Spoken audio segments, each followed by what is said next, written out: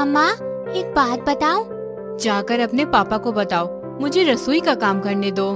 पापा आपको पता है कि कल स्कूल में पढ़ाई हो गई तुम्हारी? हर वक्त बस बातें करवा लो इससे। एक दिन मिलता है छुट्टी का, उसमें भी माँ बेटी की चींची बंद नहीं होती। अपनी बारी आई तो एक दिन भी नहीं सुना जा रहा, जब मैं 6 दिन सुनती हूँ तब। लो फिर शुरू हो गई। चैन से न्यूज भी मत देखने देना तुम माँ बेटी। चिक्की के लिए ये नया नहीं था, लेकिन माँ बाप के बीच उसकी वजह से जब झगड़े बढ़ने लगे तो चिक्की घर में शांत रहने लगी। अब वो छोटी से छोटी और बड़ी से बड़ी बात भी छुपाने लगी, लेकिन लड़कियों के पेट में बातें कहाँ पचती हैं? इसलिए चिक्की ने भी कुछ टाइम बाद एक सहेली ढूंढ ली।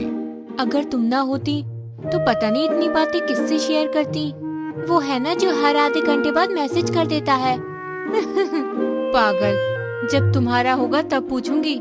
देखते ही देखते कुछ साल बीत जाते हैं। कॉलेज के बाद नौकरी का वक्त आ जाता है। मिनी की नौकरी दूसरे शहर में लग जाती है। शुरुआत में दोनों भले ही फोन पर खूब बातें करते हैं, लेकिन धीरे धीरे मिनी का काम बढ़ने लगता है और अब वो कहती है, सुनो, आज मैं ऑफिस के काम की वजह से बहुत थक चुकी हूँ। मैं सोने जा रही हूँ। कल इस टॉपिक पर आगे बात करेंगे। और हाँ, तुम कॉल मत करना, मैं खुद करूँगी फ्री टाइम में। चिक्की सुबह से उसके फोन का इंतजार कर रही थी, लेकिन मिनी अपने काम में उलझी हुई थी। मिनी के नए दोस्त ने चिक्की की जगह पूरी तरह से भर दी थी। अब वो अपने नए दोस्त के साथ खूब बातें करती, रात को घूमती और चिक्की का फोन आते ही बिजी हूँ कहकर काट देती। चिक्की समझ चुकी थी कि अब ये दोस्ती इससे आगे नहीं चलेगी। क्या हुआ? मैं कई दिनों से देख रहा हूँ तुम बहुत शांत शांत रहती हो।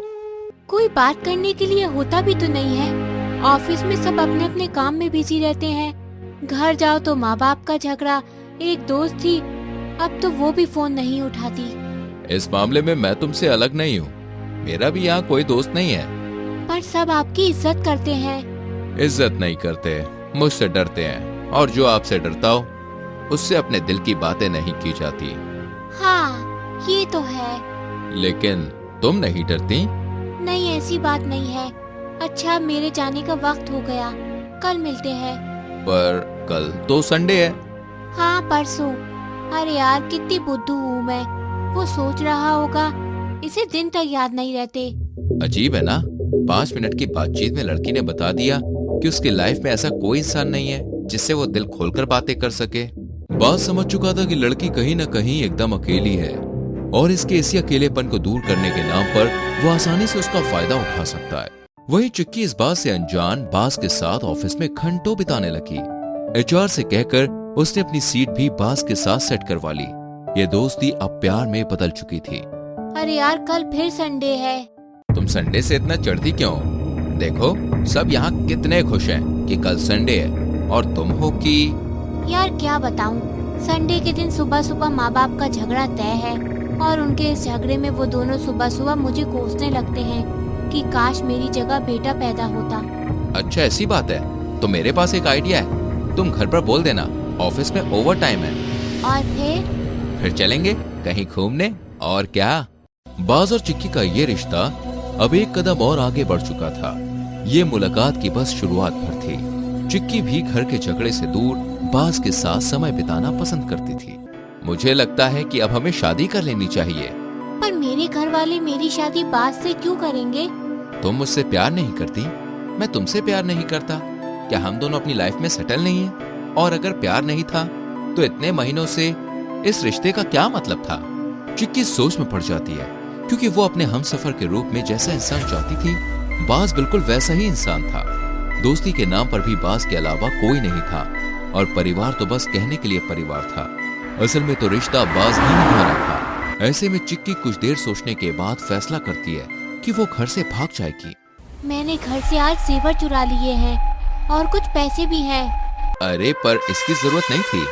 कोई बात नहीं, हम आज रात को ही निकलेंगे। तुम ये सारा सामान अपनी कार में रख लो। मैं रात को तुम्हें ऑफिस के बाहर ही पिक कर लूंगा। तुम हाफ डे लेकर कहाँ जा रहे हो? अपनी होने वाली बीवी के लिए कुछ तैयारी भी ना करूं क्या? अच्छा, मैं निकल रहा हूँ, और यहाँ पर किसी से बात मत करना। इस बारे में कल सबको सरप्राइज देंगे। रात होती है और चिक्की बास का इंतजार कर रही होती है। बास का फोन भी स्विच ऑफ आता है और चिक्की की परेशानी बढ़ती ही चली जाती है। अरे, अभी तक घर नहीं गई? मैं टैक्सी बुलाऊं क्या?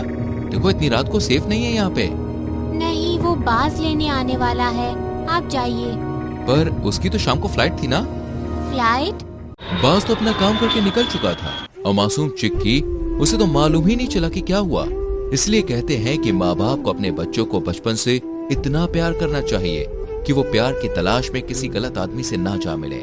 चिक्की जैसी लड़कियां ऐसे ही अपनेपन की तलाश में अपनी जिंदगियां बर्बाद कर देती है और फिर किसी को बता भी नहीं पाती। माँ बाप को बच्चों को ये बताना चाहिए कि हर परिस्थिति में वो तुम्हें सुन रहे हैं, फिर कहने को भले ही कुछ अच्छा हो या बुरा।